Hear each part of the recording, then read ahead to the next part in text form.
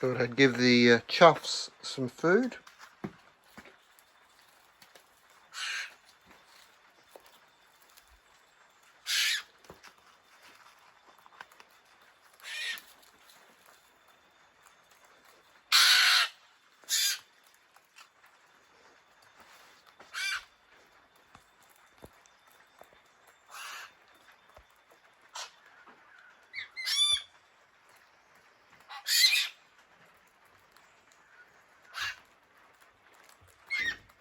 You've probably seen this before in Carla's vlogs, but I think they're lovely birds.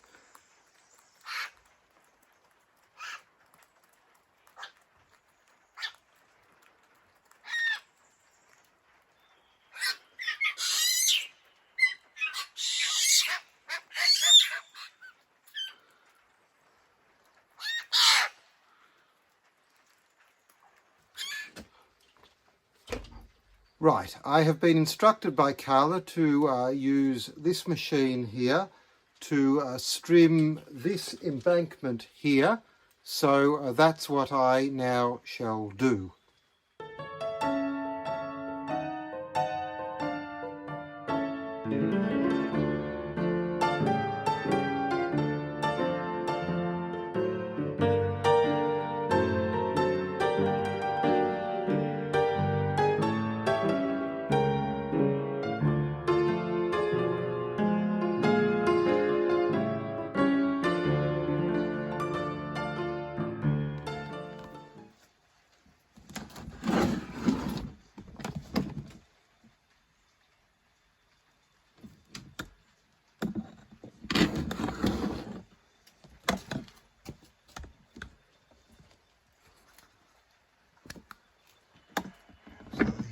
Huge spider here. There.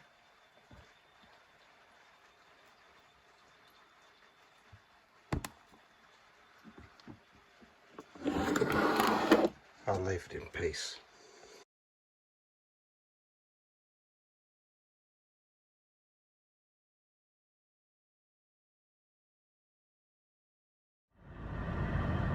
Forgive the noise of the air conditioning. Just a quick update, I had my second physiotherapist appointment and the brace is off, and I don't think I'll show you the horror that is currently my left knee because it's still pretty swollen. I'm told that's normal, and actually that's not necessarily a bad thing, it's a sign that my body's trying to heal. Anyway, now the horrible stuff starts. I have to force myself to try and bend my leg. It doesn't want to bend, it's not happy bending, it's happy being straight, thank you very much. But if I ever want to walk again, I'm just gonna have to do it. So I'm gonna suck it up, stiff upper lip, and let's do this thing. let's have a normal leg. It's gonna take ages. Oh, so painful. Anyway, good news, she said I'm doing well. I hope that that's true. I don't think she's a liar, but wish me luck. This next few weeks is not going to be pleasant. But hopefully in the rest of this vlog I'll catch up with you with some other much nicer things. Well, we'll catch up with you with some much nicer things. Thank you for bearing with me, and I hope you appreciate this quick update. Bye. What I'm about to do might be a bit ill-advised, but now that my splints are off and I am encouraged to try and bend my leg and move as much as possible, as uncomfortable and as difficult as that is, I'm going to have a go at mowing the lawns. Fingers crossed this doesn't push things too far and the kneecap pops out again. I'm not going to film it because when I move now it's horrendous. My gait's all wrong, I can hardly bend my leg. I am essentially having to learn how to walk from scratch. It's very strange, it doesn't feel like my leg anymore. But what I am going to do is just show you another quick update on the mowing front that's slightly more positive news. So come with me and we'll head down and take a look together.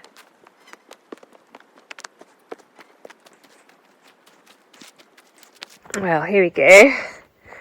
This isn't a new vehicle that we've acquired. This is my parents-in-law's truck that we've borrowed, and in the back of which, in their trailer that we've also borrowed, is a lawnmower of theirs which we've also borrowed. So we have here a little John Deere. I'll do a bit of research, but I assume the LA115 is the model of this lawnmower, and hopefully now we have this, it means that we can now mow all of this, because as you can see it's getting a bit out of hand.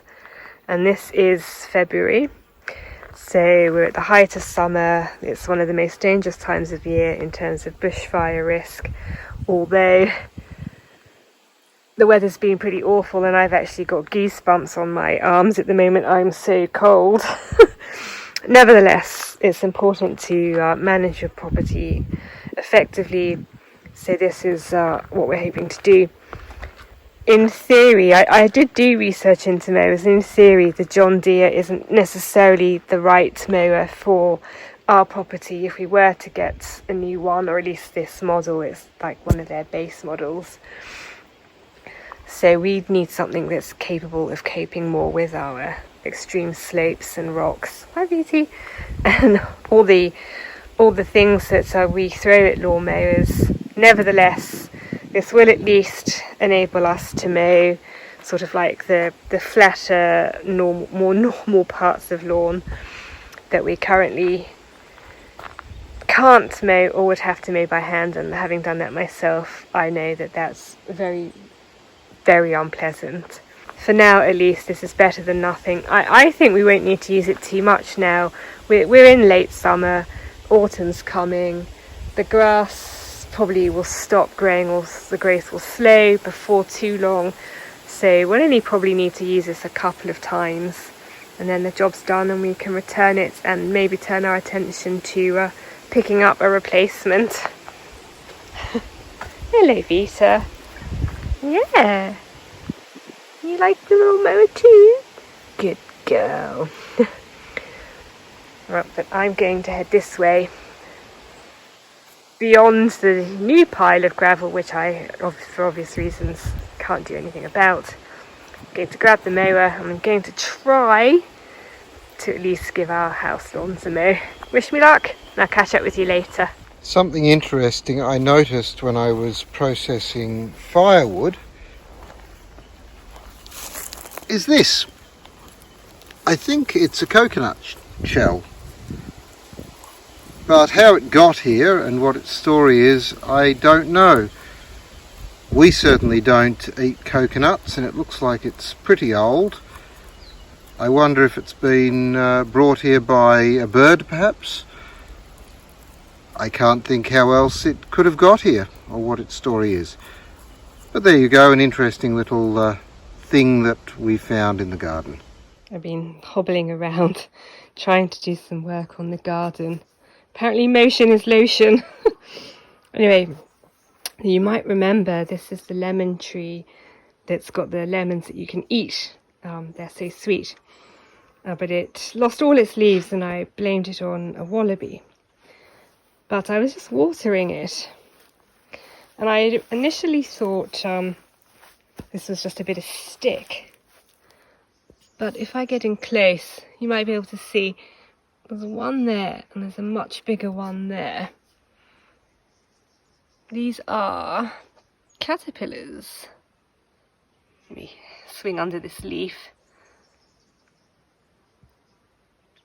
I can't tell you much more about it. I might see if I can look it up, and if I find any information I'll flash that up on the screen for you.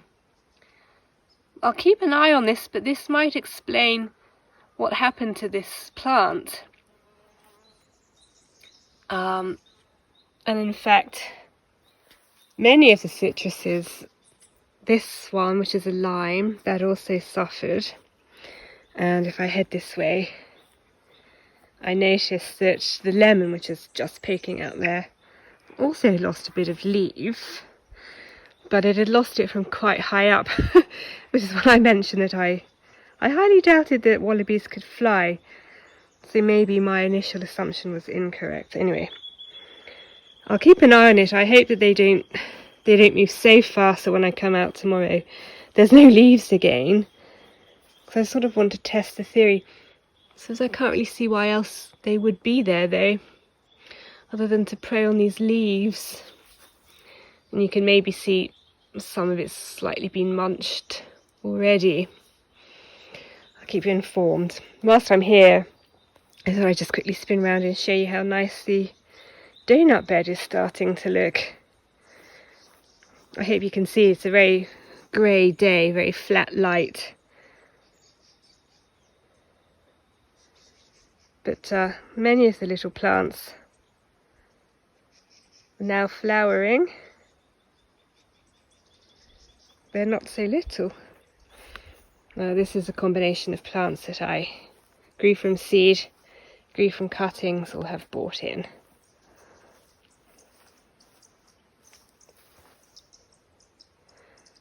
There are gaps because there are plants I'm still waiting to buy. They're not in stock yet, and also obviously these plants are going to grow and fill the gaps.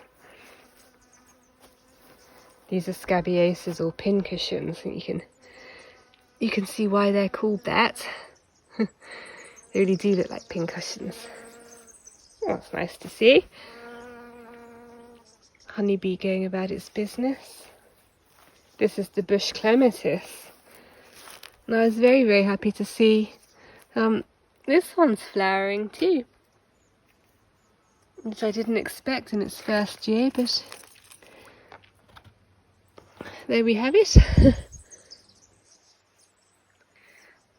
Quite a lot of these pincushions, I really like them. I've got sort of yellowy ones and lots of burgundy ones. I'm quite pleased with that.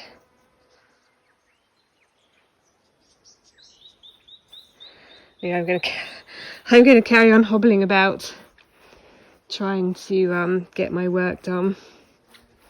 It's a very strange sort of learning to walk again, but fingers crossed I'll get there eventually.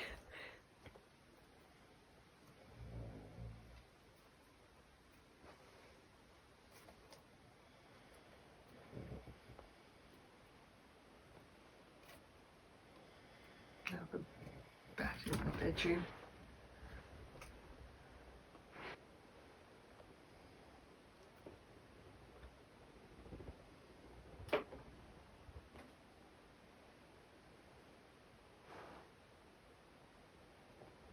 Can't live here and not like wildlife.